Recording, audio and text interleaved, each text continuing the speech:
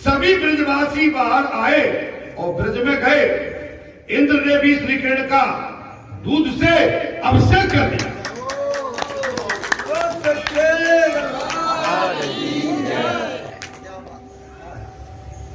इंद्र ने भी जब उसे अपनी गलती का आभास हुआ, अभिमान चकनाचूर हुआ, दूध से भगवान गोवर्धनाथ का अभिषेक किया। उस दूध को जहां इकट्ठा किया गया था उसे सुरभि कुंड कहते हैं। जिस दूध को वहां इकट्ठा किया गया था उसको क्या कहते हैं? सुरभि कुंड कहते हैं। कुछ लोगों को आशंका हुई कि ये कन्हैया शायद ईश्वर है।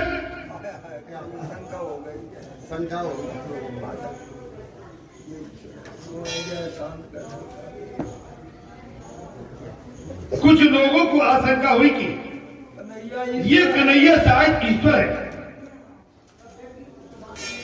एक सभासी हुई और चर्चा भी चल पड़ी।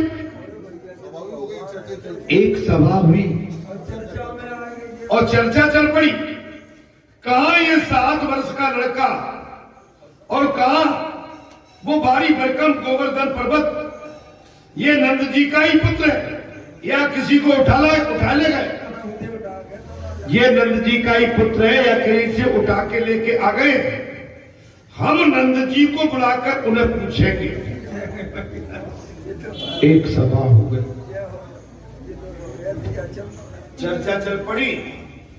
7 वर्ष का बच्चा, इतना भारी बड़ा गोवर्धन पर्वत, ये वास्तव में क्या नंद बाबा के पुत्र है? कहीं से उठा के लाए? हम नंद बाबा को बुलाकर पूछेंगे। सभा में ये निर्णय है। नंद बाबा आए तो पूछा गया ये लड़का किसका है?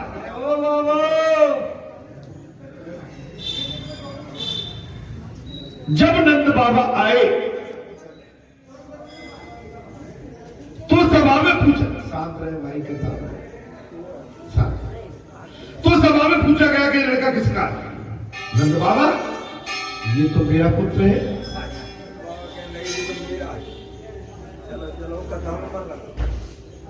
ये तो मेरा पुत्र है। गर्गाचार्य जी ने बताया कि भैया शांत रहो, परिक्रमा करो, शांति से बता दो इनको।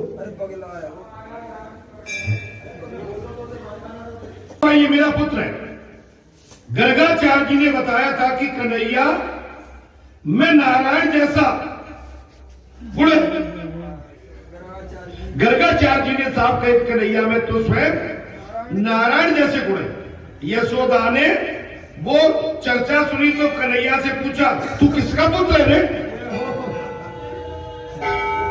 माता यशोदा ने ये पूछा कि तू किसका पुत्र? कन्हैया तेरा ही तो हूं मैं। कन्हैया ने कहा भैया मैं तेरा हूं। यशोदा लोगों का कहना है कि मैं और तेरे पिताजी गोरे हैं और तू काला क्यों? सारे ब्रजवासी कहते हैं मैं और तेरे पिताजी पीछे देख वो गोरे हैं, तू काला क्यों? कन्हैया मां मैं जन्म के समय तो गोरा ही था किंतु तेरी भूल के कारण मैं काला हूं।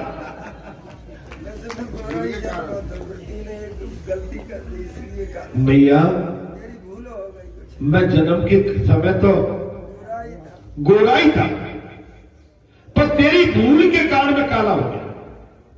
बोले मेरा जब जन्म हुआ था और सभी नींद में डूबे हुए थे, मैं अंधेरे में सारी रात करवट बदलता रहा, सो अंधेरा मुझसे चिपक गया और भैया मैं काला हो गया।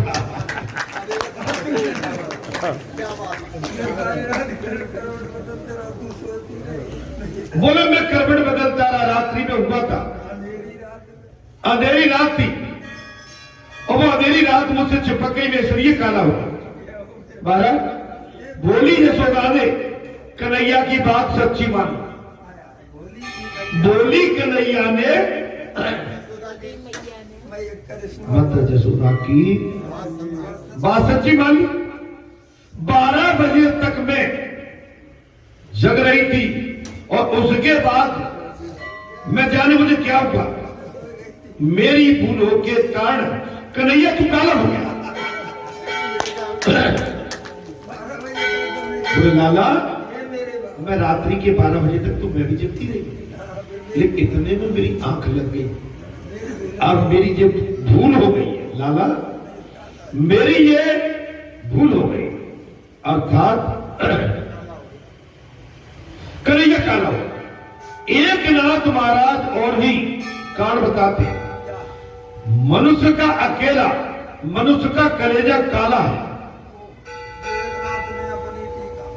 एक नाथ महाराज जी ने साफ कहा है, मनुष्य का कलेजा काला है क्योंकि उसमें काला काम रहता है।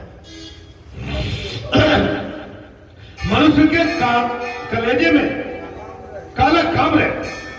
श्री कृष्ण कीर्तन ध्यान दान स्मरण चिंतन करने की कलिया कालिया कन्हैया खींच लेता है वैष्णव के हृदय में, और वैष्णव के हृदय को उज्जवल करते करते कन्हैया काला हो गया। अपने भक्तों के काले कलेजे, अशुद्ध कलेजे, अधर्म कलेजे, अधम वाणी, काली वाणी, उनको खींचते खींचते काला कन्हैया स्वयं काला हो। ये कहते हैं कौन? एक नाथ महाराज। विषय के बारे में ही जो सोचता रहता है उसका अंतर काला हो जाता है।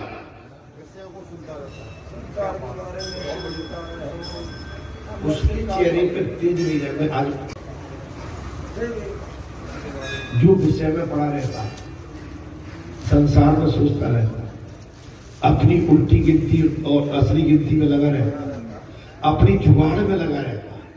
मेरी जुगाड़ जहां से कैसे चल जाएगी, मेरी जुगाड़ वहां से कैसे बन जाएगी, और इस दिशा से कैसी बन जाएगी, उस दिशा से कैसी बन जाएगी, मेरा कहां धन बच जाएगा, मेरा कहां अच्छा हो जाएगा, मुझे लाभ कहां मिल जाएगा, मुझे हानि कहां हो सकती है। अगर मैं अमुक से संबंध बनाऊंगा तो मेरा लाभ क्या होगा? उसका हृदय काला हो जाए। लेकिन जो भगवान भक्ति में डूबे रहते हैं वो सदैव साफ है। न उनका गला काला होगा, न चेहरा काला होगा, चेहरे पे भी तेज रहेगा और पानी में भी तेज रहेगा।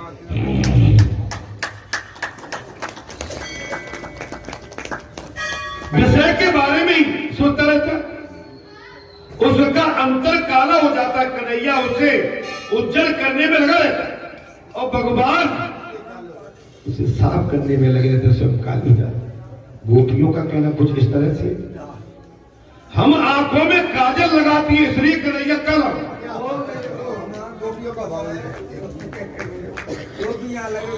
गोपियों का भाव अलग है। हरि कथा में प्रसंग आ गया।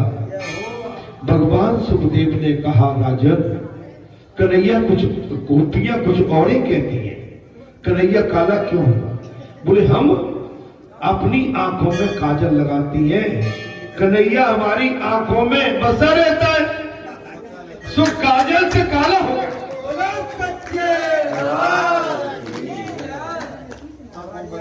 हम आंखों में काजल लगाती है, गोपियां कह रही है, और कन्हैया हमारी आंखों में बसा रहता है, तो हमारी काजल की काजलता से काला हो गया।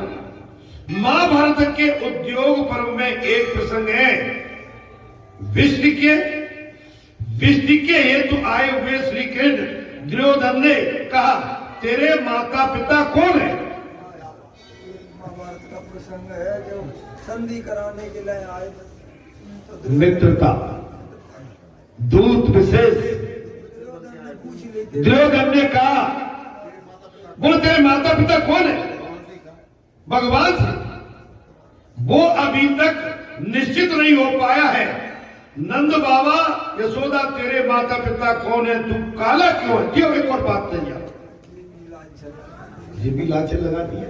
बाबा और जसोदा गोरी हैं। नंद बाबा और माता जसोदा ने कहा हम तो बोले हैं, तू काला क्यों? श्री कृष्ण में कौरवों का काल बनकर आया इसलिए काला।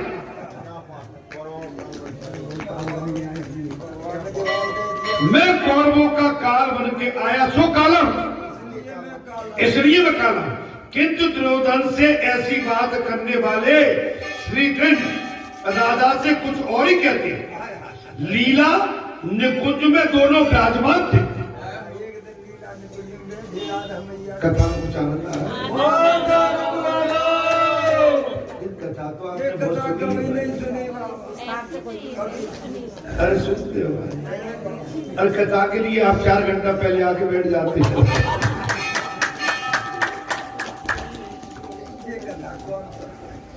महाराज जी कथा तो केवल बालाजी सरकार की पीठ से ही आपको प्राप्त हो सकती है। ऐसा नहीं होगा, आपको और जगह से नहीं मिलेगी। उन पे समय का अभाव रहेगा। उनको कथा वाचकों को 7 दिन के अंदर सब कार्य कथा कहना है, तो एक एक प्रसंग उठाते हैं और एक एक प्रसंग में भी उनको कई प्रसंग बताने पड़ते हैं। तो उनके पास समय का अभाव है, वो अपने पास तो अनलिमिटेड टाइम है। अपनी बैंक में, अपने खजाने में राम नाम का बहुत बड़ा जो लेना चाहो तो बालाजी धाम मराठी में आ जाओ। और भैया मैं तो कह रहा हूं कि गाड़ी भर भर के, ट्रॉली भर भर के ले जाना। और ट्रॉली गाड़ी में अगर भगवान का भजन और पुटलियां बांध बांध के ले जाओगे तो तुम्हारे भंडार भी राम नाम के गोदामों से भर जाएंगे। लेकिन राम नाम का भंडार कौन रखेगा? रुपया ही पुटलियां चाहिए। हे मेरे बाबा, और रुपया की पुटलियां भाई हम कहां से लाए? हमारे पास जिस है ही नहीं कुछ। किंतु दुर्योधन से ऐसी बात करने वाले श्री कृष्ण राधा से कुछ और ही कहते हैं। बोले लीला निकुंज में हम दोनों विराजमान हैं। राधा ने प्यार से पूछा, नाथ वैसे तो तुम सुंदर हो, किंतु श्याम क्यों?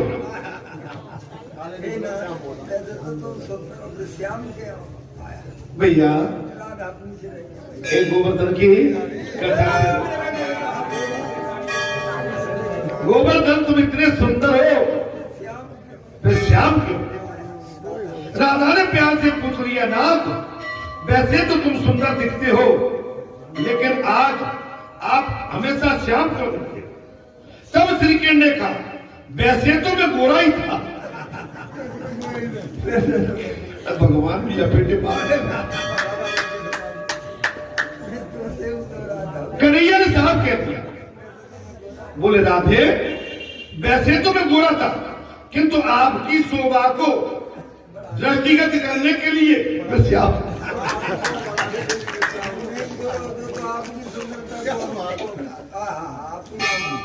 अगर मैं गोरा दिखता तो आप मेरे सामने सामने तो कोई पति नहीं चाहता कि गोरे पति के सामने काली कोई नारी हो। हर पति चाहता है मैं भलाई कारा कबरक के साथ, लेकिन मेरी जो है अर्धांगिनी ठीक। I am right, I am right. देखो आदमी, देखो माताओं, आदमी क्या चाहता है? मेरी भैया है ना, मेरी धर्म पत्नी अच्छी, भले ही मैं टेढ़ा बेड़ा कैसा काला कपड़ा कैसा भी हूं। और जब भगवान ने कह दिया, देखो भैया मैं तो तुम्हारे कारण श्याम, तुम सुंदर दिखो, आपका सौंदर्य बढ़ेगा तो लोग आपकी प्रशंसा करेंगे। ये बहुत गहरी बात है, ये लोलुपता और संसार वाली बात नहीं है, ये धर्मपरायण बात है। कोई भी पति चाहता मेरी पत्नी स्वस्थ मस्त और पुष्ट रहे, भले ही मैं कितने भी संकट ले लूं। अगर वास्तव में वो पतिव्रता धर्म निभाता है तब पति धर्म निभाता है। ऐसा नहीं कि मैं सुंदर दिखूं और मेरी पत्नी धर्मपत्नी कैसी भी दिखे वो कोई लेना देना। नो, आपकी धर्मपत्नी, आपकी माता, आपकी बहन, आपकी बेटी आपके पिता, आपके दादाजी, आपका परिवार हज पुष्ट दिखे, भले ही जो काम करता है वो कैसा भी दिखे, कुछ चल जाए। बाबा आपको इतना अमृत पिला रहा है, किसके लिए? कुछ नहीं। अच्छा मैंने भगवान के नाम के बाद ही पर तुम देखते वैसे ही हो सब।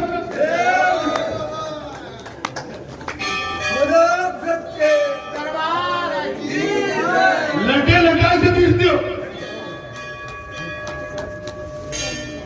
अरे चेहरे पे न कोई हंसी है न मुस्कान है, न कोई चमक है न दमक है, और हमेशा रूठे रूठे से नजर आते हो। मेरे बाबा एक राकेश ही तो दिखता है हंसता हुआ। हमारे पुजारी जी भी किसी से सुस्त हो जाती है, अरे मैं तो हंसा रहा हूं। आसानी के लिए भी प्रसंग चाहिए। जो राम कथा सुन के संजीवनी पाके, अमृत पाके, और राम कथा को पीने के बाद अगर उसको आनंद नहीं आया, उसके चेहरे पे दमक चमक और प्रफुल्लित अगर आनंद नहीं आया, तो मैं जानता हूं कि फिर अमृत नहीं पिया है उसने। अमृत पियोगे तो बुढ़ापा नहीं व्यापेगा, बुढ़ापे में भी चमकोगे। बात जहां आ गई, कन्हैया ने साथ कह दिया, राधे वैसे तो मैं गोरा ही था, जानबूझ के काल वैसे ही तो मैं गोरा था, राधे आपकी शोभा बढ़ाने के लिए मैं श्याम हो गया। आपका सौंदर्य बिगड़ेगा तो लोग आप महाराज सौंदर्य बढ़ेगा, क्षमा करेंगे तो आपकी प्रशंसा करेंगे। यदि हम दोनों ही गोरे होते तो आपकी प्रशंसा कौन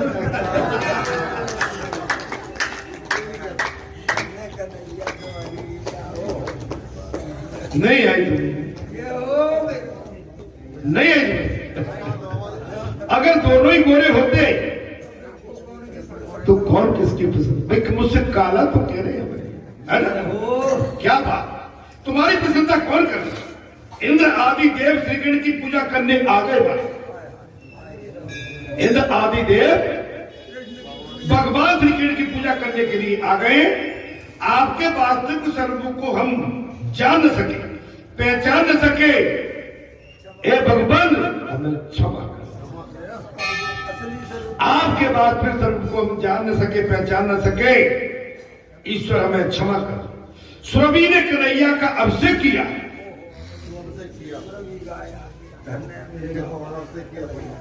गौ माता आ गई, अपने स्तनों से भगवान कन्हैया का अभिषेक किया। गोवर्धन लीला रहस्यमय लीला है। इस लीला के बाद रास लीला आती है। गोवर्धन लीला ज्ञान और भक्ति बढ़ाती है। गोवर्धन लीला ज्ञान एवं भक्ति को बढ़ाती है।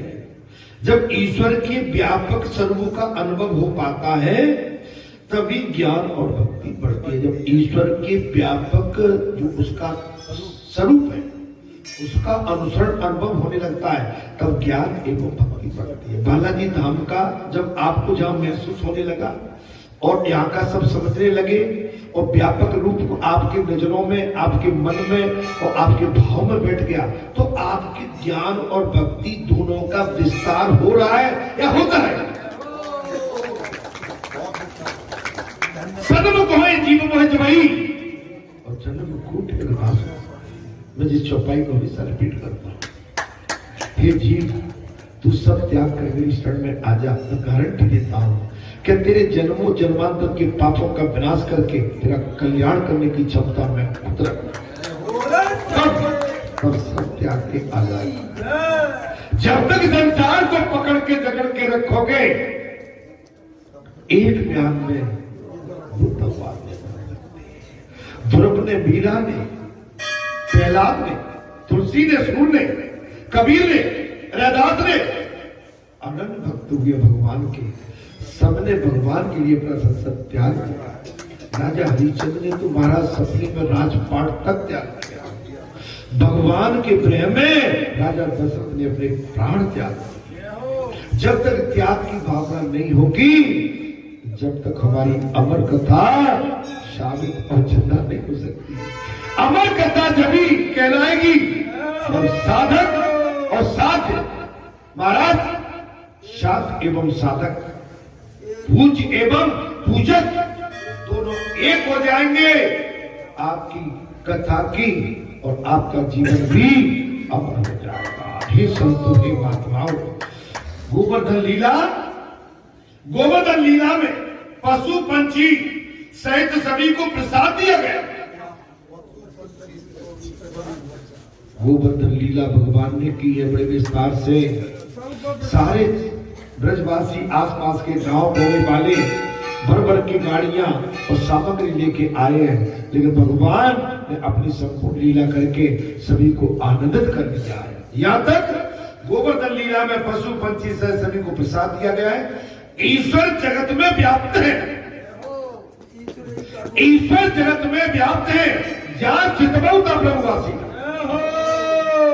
जहां चितबहु का प्रभु आसीना, सेवई सिद्ध मुनीस प्रवीणा, फिर चितवा पाछे प्रभु देखा, सहित मनुष्य सुंदर। भगवान कड़कड़ में, प्रहलाद कहते मेरे भगवान कड़कड़ में। हिरण्यकश्यप कहती है कि तेरे भगवान क्या इस खंभे में भी है? और प्रहलाद ने कह दिया मेरे भगवान खंभे में भी है। जब मानव इस अर्थ तक चला जाता है, जब पूरे जन समूह में, इस भक्त मंडल में, संसार की सारी सृष्टि में, पशु में, पंछी में, चैटी में, हाथी में, वनस्पति में, खनिज में, खनाज में, अन्न में, अनार में, फल में, फलार में, दूध में, दही में, मक्खन में, मिश्री में, नमक में, मिर्ची में, जल में, समुद्र में, नदी में और माता, जब भगवान को आप निहारोगे तो आपका फिर जीवन आनंद में हो जाएगा। आप ईश्वर में हो जाएंगे, आप ईश्वर में हो जाएंगे। सिया राम स्वरूप आगाध अनूप विलोचन मीनन कौजल है। सिया राम स्वरूप अगाध अनूप विलोचन मीनन कौजल है। सुरति राम कथा मुख राम को नाम ही पुण्य राम ही कौतल है। गत रामई से मत रामई से गत रामई से राम ही को बल है। अरे सस्ती न कहे तुलसी की मति के समझ जीवन का मति गति रति, ये तीन प्रमुख होती है। तो तीनों जब भगवान की, तुम्हारे पास अपना रास्ता क्या है? क्या बचता? चल पेकर तुम देकर हारे, विधि सब नचावन हारे। चल पेकर तुम देकर हारे, विधि सब नचावन हारे। सोई जानो ताहे देव जनाई, जानत तुम्हें तुम्हें हो जाई। अरे तुम्हारी कृपा, तुम्हारी रघुनंदन, जानत भगत भगत हो जाए। आप जिस पर दया कर देते हैं, आप जिसको स्पर्श कर लेते हैं, वो आपके तुल्य हो जाता है। उल्टा नाम जपा जग जाना,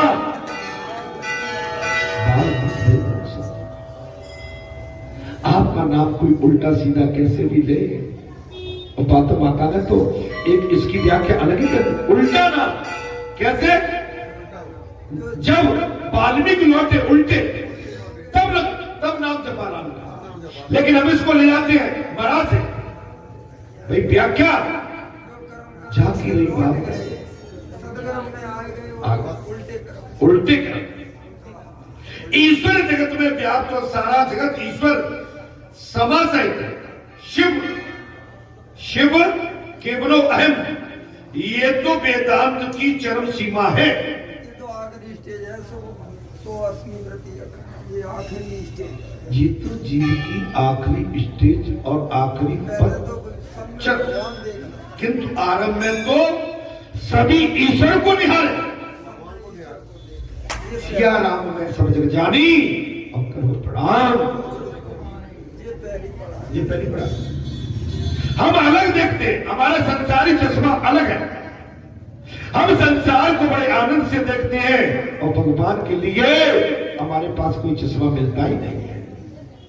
उपासना के दो भेद हैं, व्यक्ति और अव्यक्त, व्यक्त एवं अव्यक्त। प्रत्येक खोजोगे तो बासना नहीं आएगी।